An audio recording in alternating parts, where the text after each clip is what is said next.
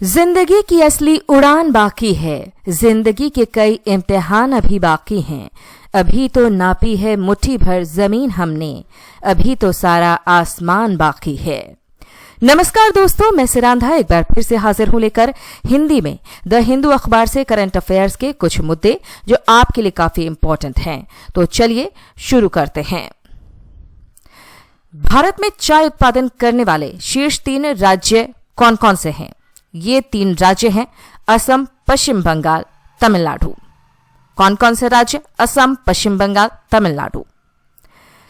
पूरी दुनिया भर में बात करें चाय उत्पादन की, चाय उत्पादन में दुनिया के शीर्ष 3 देश कौन कौन से हैं?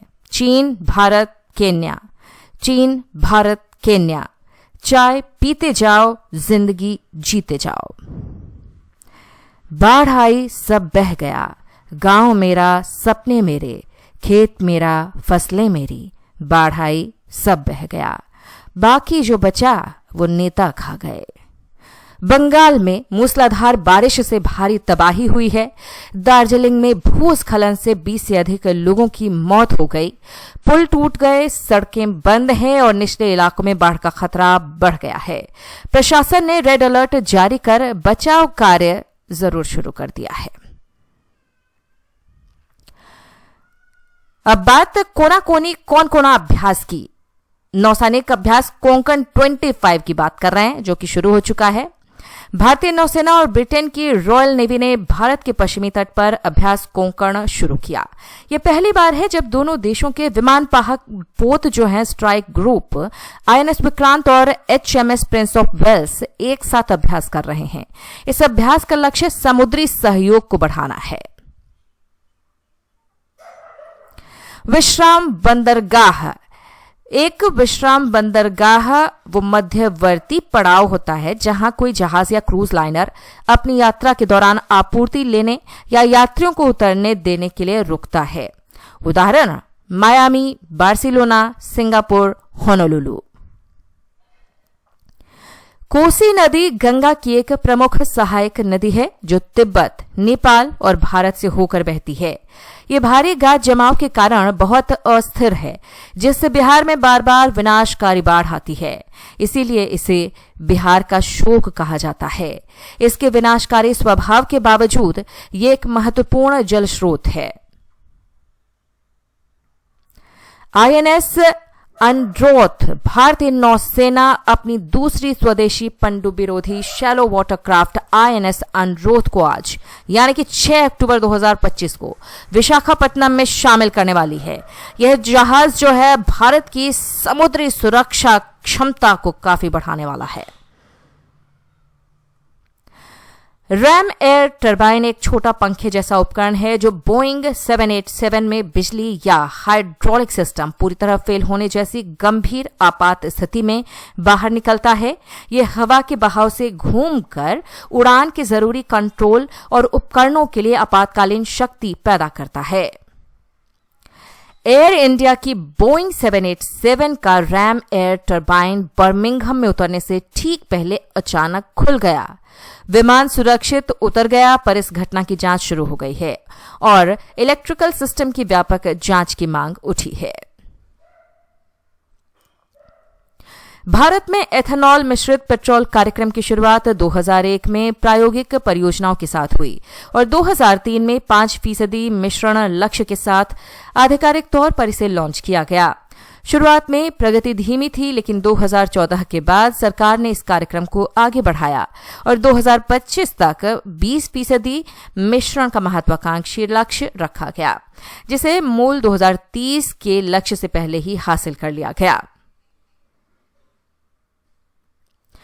कोरल ट्रायंगल ये पश्चिमी प्रशांत महासागर का एक समुद्री क्षेत्र है जो 6 देशों Indonesia, Malaysia, Philippines, Papua New Guinea, Solomon द्वीप समूह, तिमोर लेस्ते में फैला हुआ है। इसे समुद्री जैव विविधता का वैश्विक केंद्र माना जाता है।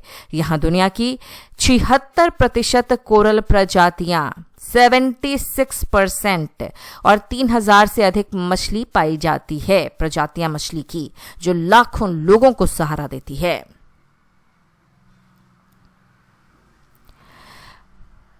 वल्लारपाडम टर्मिनल कोच्चि का एक बहुत जरूरी बंदरगाह है, जिसका आधिकारिक नाम अंतर्राष्ट्रीय कंटेनर ट्रांसशिपमेंट टर्मिनल है।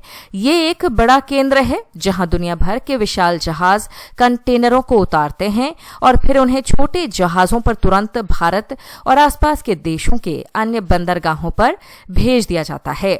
ये भारत के अंतर्राष्ट्रीय व्यापार को तेज करने में मदद करता है।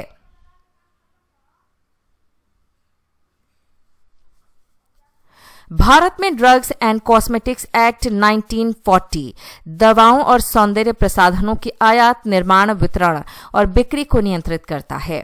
इसका मुख्य उद्देश्य ये सुनिश्चित करना है कि ये उत्पाद सुरक्षित, प्रभावी और गुणवत्ता मानकों के अनुरूप हों, ताकि घटिया या नकली वस्तुओं के प्रचलन को रोका जा सके। कानूनी सेवा प्राधिकरण अधिनियम 1987 ने समाज के गरीब और कमजोर वर्गों को निःशुल्क तथा सक्षम कानूनी सहायता देने के लिए राष्ट्रीय कानूनी सेवा प्राधिकरण की स्थापना की।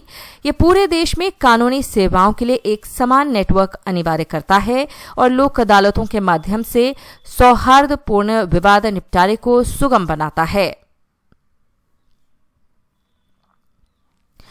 भारतीय संविधान का अनुच्छेद 39A समान न्याय को बढ़ावा देता है और राज्य को ये सुनिश्चित करने के लिए गरीबों और कमजोर वर्गों को मुफ्त कानूनी सहायता प्रदान करने का निर्देश देता है कि आर्थिक या अन्य अक्षमताओं के कारण न्याय से कोई भी वंचित ना हो।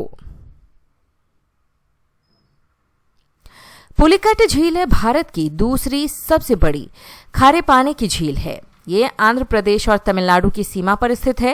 ये प्रवासी पक्षियों के लिए एक महत्वपूर्ण जगह है और यहाँ पुलिकट झील पक्षी अभयारण्य भी है। झील का करीब 96% हिस्सा आंध्र प्रदेश में है और बाकी 3 से 4% हिस्सा तमिलनाडु राज्य में आता है।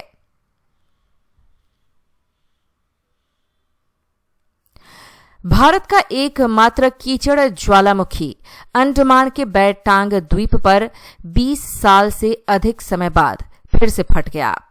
2 अक्टूबर को हुए इस विस्फोट से जोर की आवाज आई और 3 से 4 मीटर ऊंचा कीचड़ का ढेर बन गया, जो 1000 वर्ग मीटर से ज्यादा इलाके में फैल गया। सुरक्षा के लिए पर्यटकों का इस जगह पर जाना रोक दिया गया है। भारत से कितनी दूरी पर है अंडमान और कहां पर है बैरटांग द्वीप, इस तस्वीर से आप समझ सकते हैं और किस तरह से ये विस्फोट हुई है जोर की आवाज के साथ और 3 से 4 मीटर ऊंचा कीचड़ का ढेर बन गया। आप देख सकते हैं ये कोई छोटा मोटा कीचड़ का ढेर नहीं था, 1000 वर्ग मीटर से ज्यादा इलाके में ये फैल गया था।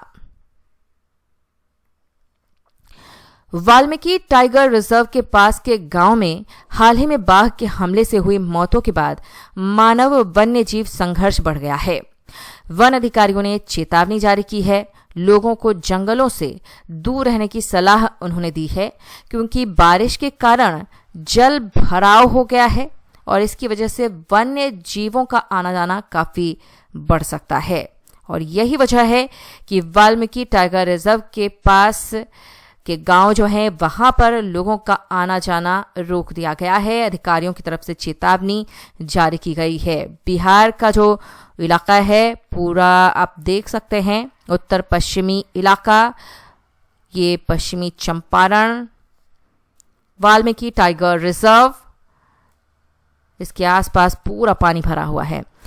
ध्वनि DRDO द्वारा विकसित एक अगली पीढ़ी की हाइपरसोनिक ग्लाइड व्हीकल मिसाइल है ध्वनि। ये मैक 5 से अधिक गति से उड़ सकती है और हवाई सुरक्षा प्रणालियों को चकमा दे सकती है।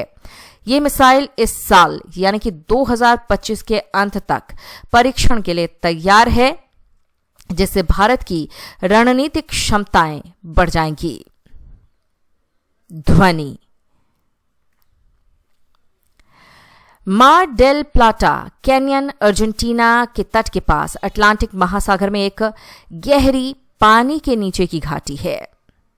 इसकी स्थिति आप मानचित्र में समझिए। ये दक्षिण अमेरिका का मानचित्र, मार डेल प्लाटा कैनियन, ये अर्जेंटीना यहां पर है। ये एक महत्वपूर्ण समुद्री क्षेत्र है जहां कई तरह की मछलियां और समुद्री जीव पाए जाते हैं। तो दोस्तों, आज के लिए इस वीडियो में बस इतना ही, लेकिन आपको जाते जाते एक बार फिर से याद दिला दूं कि डिस्क्रिप्शन में हमने आपकी सुविधा के लिए पूरा PDF फाइल डाला हुआ है। आप आसानी से वहां पर जाकर उसको पढ़ सकते हैं, तैयारी कर सकते हैं आने वाले परीक्षाओं की।